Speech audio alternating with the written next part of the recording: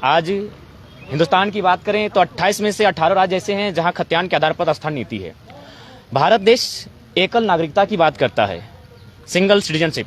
हम सभी यहाँ जितने लोग हैं, हम लोग भारतीय हैं, हम लोग इंडियन है, ये हमारी नागरिकता है। लेकिन हमारी स्थानीयता अलग अलग होती है, उसे हम लोग डोमिसाइल कहते हैं, जिसे हम लोग हिंदी में स्थानीयता कहते हैं। और ये राज्य तय करता है। देश नागरिकता तय करती है, लेकिन राज्य स्थानीयता तय करती है। तो हम लोग वही मांग करने आए थे कि झारखंड के स्थानीय कौन है। 22 वर्षों में आज तक नियम नहीं बन पाया है, 22 वर्षों में आज तक कानून नहीं बन पाया है, विधेयक नहीं बन पाया है कि आखिर झारखंड में झारखंडी कौन है, यहाँ के डोमिसाइल किनके पास होगा, क्या क्राइटेरिया होगा, उनका आधार क्या होगा। यदि नहीं तय होता है तो निसंदेह आने वाला जो भविष्य होगा वो अंधकारमय होगा झारखंड का। इसके मैं बहुत सारे उदाहरण आपके सामने रख सकता हूँ। कई ऐसे विधानसभाएं हैं, मैं चूंकि रिपोर्ट मेरे पास कागजी नहीं है इसलिए मैं इनडायरेक्ट कहना चाहूंगा, कई विधानसभाएं हैं, दर्जनों विधानसभा ऐसे हैं जहां लाखों अवैध वोटर आईडी हैं। उन्हीं के कारण आज मुख्यमंत्री अगर अपने बयान से पलट रहे हैं तो उनका सबसे पहला कारण है अवैध वोटर आईडी। वे जान रहे हैं उनके पास जो विधायक हैं वे कहीं ना कहीं अवैध वोटर आईडी के दम पर यहाँ पर चुनकर आए हैं। और यह क्या असंवैधानिक मामला है। आप एक व्यक्ति 2 सीटों से विधानसभा चुनाव लड़ सकता है, 2 सीटों से संसद का चुनाव लड़ सकता है, लेकिन एक व्यक्ति वोटिंग एक ही जगह पे कर सकता है। ये संवैधानिक है, ये कानूनी है। पर झारखंड राज्य मुझे लगता है एकमात्र ऐसा भारत का राज्य है जहां लगभग 30-40 लाख लोग अवैध वोटिंग करते हैं। और ये अगर आपको प्रमाण चाहिए, आप लोग मीडिया के कर्मी हैं, आप कभी चुनाव के समय हमारे साथ आइए, आपको प्रमाण सहित देंगे। तो ये चीजें जो आने वाले समय आएंगे, अगर राज्य सरकार नियम नहीं बनाती है, दोहरी वोटर आईडी को खारिज नहीं करती है सर्वे करके, तो झारखंड जो मूलवासी आदिवासी है, निसंदेह ये भोले भाले लोग हैं, ये आने वाले फ्यूचर चले जाएंगे। और हमने भी पढ़ा है इतिहास को, हमने पढ़ा है मंडेला के इतिहास को, हमने मार्टिन किंग लूथर को पढ़ा है कि किस प्रकार वहीं के लोगों ने उनका शोषण किया था। तो निसंदेह झारखंड का शोषण लगातार जो विकसित राज्य हैं वहां के लोग लगातार करते आ रहे हैं। इसका प्रमाण है, आप टाटा में जाइए, HEC में जाइए, आप सेल में जाइए, सिंदरी प्लांट में जाइए, जहां भी आपको जाना है स्थानीय लोग नग्न मिलेंगे। स्थानीय लोग कहां मिलेंगे? गुजरात में मिलेंगे, महाराष्ट्र में मिलेंगे, कई तो विदेश जाने लगे हैं। और ये हम नहीं, सरकारी आंकड़े कह रहे हैं 12 लाख कोरोना काल में मजदूर झारखंड वापस आते हैं। तो जब यहाँ के संसाधन मेरे और हक अधिकार अन्य राज्यों का, ये बेईमानी है, ये असंवैधानिक है, ये गैर कानूनी है। हमारी लड़ाई न्याय संगत है और बिल्कुल विधिपूर्वक है। बिल्कुल, राज्यपाल महोदय ने भी कहा कि झारखंड निसंदेह, जो झारखंड की अलग राज्य के बाद जो सबसे बड़ी समस्या है वो है स्थानीयता। राज्यपाल महोदय भी हमारे दुख से, हमारे दर्द से वाकिफ हैं कि स्थानीय निवासियों को लगातार चला जा रहा है। उन्होंने भी कहा कि मेरी जो शक्तियां हैं उसका प्रयोग करते हैं, मैं विधायिका को, मुख्यमंत्री महोदय को यह संदेश, आपका जो चिट्ठी है उसे प्रेषित करने का काम करूंगा और उनसे मैं कहूंगा कि हित में, जो झारखंड का हित हो, झारखंडियों का भला हो, कल्याण हो, उसके हित में कानून बनाए जाए। एक मित्र हैं जो उनका निवास है पड़ोसी राज्य में, क्योंकि मैंने स्पष्ट कहा कि मेरी लड़ाई किसी राज्य से नहीं है, झारखंड के अलावा जो भी राज्य के लोग यहाँ रहते हैं और अवैध रहते हैं उनसे है। तो उन्होंने स्पष्ट अपने सोशल साइट्स में लिखा कि मैं अपने राज्य में मतदान करने आया हूँ, बहुत खुशी हुआ। वो सोशल साइट्स में लिखते हैं। फिर वे क्या आते हैं, अपने धनबाद आते हैं और धनबाद में आके फिर चुनाव लड़ते हैं। जब ट्रोल होता है पुराना पोस्ट डिलीट करते हैं। तो है, हमारे पास प्रमाण है, लेकिन चूंकि सरकारी प्रमाण नहीं है, क्योंकि सरकार जी नहीं, वह आपका त्रिस्तरीय चुनाव है। अगर आप जानते हैं संवैधानिक, तो त्रिस्तरीय चुनाव वही लड़ सकता है जो वहाँ का निवासी हो। विधानसभा और लोकसभा कोई कहीं भी लड़ सकता है, त्रिस्तरीय चुनाव कोई कहीं भी नहीं लड़ सकता है। आपको जानकारी होनी चाहिए। स्थानीय नीति का क्या आप यहाँ पे मांग किए? स्थानीय नीति खतियान के आधार पे बने, वो 1932 हो, क्या हो? कानूनी समीक्षा हो, कानूनी समीक्षा हो, मुख्य आधार, मुख्य केंद्र बिंदु 1932 को माना जाए, कानूनी समीक्षा हो, आयोग गठन हो, सरकार उस पर निर्णय करे, चर्चा करे, परिचर्चा करे। आप बोल रहे हैं, एक करके बोलिए। आप जो बोल रहे हैं जयराम जी कि कानूनी समीक्षा हो, आप ही की बात को मुख्यमंत्री ने सदन में कहा कि हम लोग कानूनी समीक्षा कर रहे हैं और इसको पढ़ लिख रहे हैं।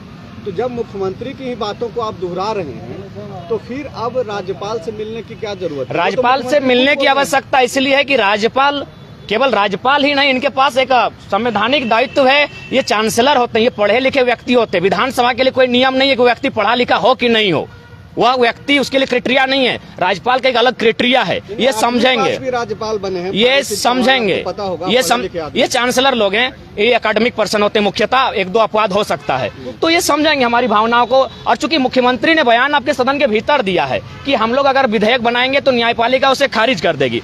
पहला काम विधेयिका का होता है, आप विधेयक बना तो लीजिए, नियम बना तो लीजिए, बना नहीं है। हमारी भाषा में कहा जाता है कि मरने से पहले भूत बनना, तो वही हाल मुख्यमंत्री का है। हमने देखा मुख्यमंत्री, हम लोग तो पहली बार बार मुख्यमंत्री से ही मिलने गए थे, राज्यपाल से मिलने गए थे, हम तो विधानसभा गए थे। जब वहां से सकारात्मक पहल नहीं मिला, हम लोग राजभवन की ओर आए, हम राज्यपाल से मिलने आए।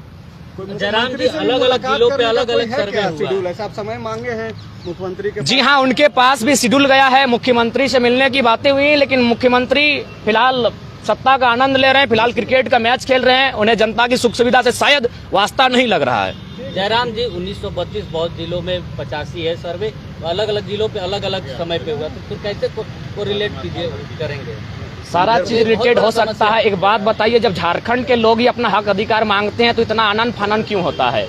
सभी राज्यों का अपना पहचान है, तब कोई आनंद फानन नहीं होता है। सभी राज्य के लोग जी खा रहे हैं, कोई आनंद फानन नहीं होता है। जब झारखंड के लोग ही अपना अधिकार मांगते हैं तो आनंद फानन क्यों? आज एक बात बताइए, 1900 आप 2000, बहुत से लोग कहते हैं कि 2000 को कटअप माना जाए। एक बात बताइए, 2000 को कटअप कैसे माना जा सकता है? झारखंड एक औद्योगिक क्षेत्र रहा है, यहाँ के लोगों का आगमन, कोयला का जैसे ही उदय हुआ, लोगों का आना जाना शुरू हो गया, वे लोग यहाँ रहने बसने लगे। अगर आप 2000 को कटअप मानते हैं तो इससे क्या होगा? जो यहाँ के मूलवासी है, जिनका यहाँ के सिवा कुछ नहीं है, उनके साथ नाइंसाफी होगी। इसलिए 2000 को, उस दिन को कटअप नहीं माना जा सकता। अच्छा ठीक है, अगर आप उसको कटअप मानते हैं तो एक बात बताइए, उसमें तो लोग फंस जाएंगे जो लोग उस 2000 को कटअप मानने कह रहे हैं, क्योंकि जिस समय 2000 में झारखंड अलग हुआ, अगर एक भाई धनबाद में था तो दूसरा भाई जम्मू में था, आप क्या कीजिएगा उस समय?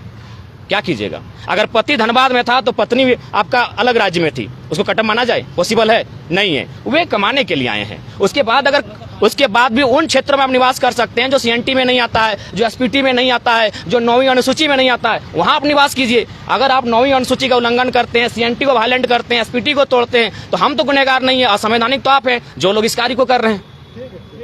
जयराम जी, सड़क, सदन और अब राजभवन आकर के मिल लिया, अब आगे क्या करेंगे? आगे की रणनीति तय होगी। जब तय होगी तो आप चैनल वालों को बुलाएंगे और आपके समक्ष रणनीति को प्रस्तुत करेंगे। लेकिन फिलहाल रणनीति बनी नहीं है, रणनीति लगातार बन रही है, जनता से संपर्क किया जा रहा है। रणनीति जैसे ही बनेगी, निसंदेह हम लोग आगे, और ये आंदोलन नए झारखंड निर्माण की ओर है। और आपको स्पष्ट कहना चाहेंगे, एक बात याद रखिएगा, कुछ दिन पहले आपका छत्तीसगढ़ अलग हुआ, उसी समय हमारा उत्तराखंड अलग हुआ, लेकिन संघर्ष नहीं हुआ था। याद रखिएगा, वहां संघर्ष नहीं हुआ था। हमने 88 साल संघर्ष किया था। इसीलिए झारखंड के आंदोलन को आप दूसरे राज्य के आंदोलन से कंपेयर ना करें। हमने 88 साल संघर्ष किया था, 88,000 बलिदान दिया है, तब झारखंड मिला है। आप दिखाइए छत्तीसगढ़ में कितना शहादत हुआ, आप दिखाइए उत्तराखंड में कितना शहादत हुआ, आप दिखाइए महाराष्ट्र और गुजरात जब 1960 में अलग हुआ कितना शहादत दिया गया। हमने शहादत दिया है, हम एक शहीद का बेटा है, मेरा बाप का रक्त बहा झारखंड की माटी के लिए, हम दर्द को जानते हैं। इसलिए झारखंड के आंदोलन को अन्य राज्यों से कंपेयर ना किया जाए। झारखंड अगर अधिकार मांग रहा है, न्याय संगत है। असंवैधानिक वे लोग हैं जो सीएनटी को वायलेंट कर रहे हैं, एसपीटी को वायलेंट कर रहे हैं, 9वीं अनुसूची का उल्लंघन कर रहे हैं। हम संवैधानिक लड़ाई है, क्योंकि मैं पुनः रिपीट करूंगा, भारत एकल नागरिकता की बात करता है। नागरिकता देश देता है, स्थानीयता राज्य देती है। हमारी स्थानीयता क्या है, हमारी डोमिसाइल क्या है, कौन है झारखंडी, ये सरकार को, विधानसभा को तय करना होगा, जो अभी तक तय नहीं हो पाई है। हुई है तो कहीं ना कहीं उसमें साजिश है, षड्यंत्र की बदबू आ रही है। उसे मिटाकर खतियान के आधार पर ही नीतियां तय हो, तभी झारखंड बचेगा। नहीं तो फिर आने वाला दिन जो हाल कभी निग्रो का था, जो हाल मंडेला के देश में मंडेला के लोगों का था, मार्टिन लूथर किंग का था, जो बात जोमो केन्याटा ने, शायद नाम कंफर्म नहीं हो पा रहा है लेकिन मानता हूं, जोमो केन्याटा ने कहा था कि अफ्रीका के आदिवासी जब क्रिश्चियन का आगमन हुआ, उनके हाथों में बाइबल थी, हमारे पास जमीनें थी, हमारे हाथों में बाइबल आ गई, जमीनें चल गई उनके पास। तो वही हाल झारखंडियों का हुआ है। जो लोग मांगने आए थे वे लोग आज करोड़पति नहीं अरबपति बन चुके हैं, और झारखंड के मूलवासी हैं आज दर दर की ठोकरें खा रहे हैं। उदाहरण के लिए चांडिल का डैम 60,000 एकड़ जमीन अधिग्रहण किया गया, 1.5 रुपया डिसमिल। कहाँ इतना बड़ा अन्याय हुआ है बताइए, रिपोर्टर है आप लोग।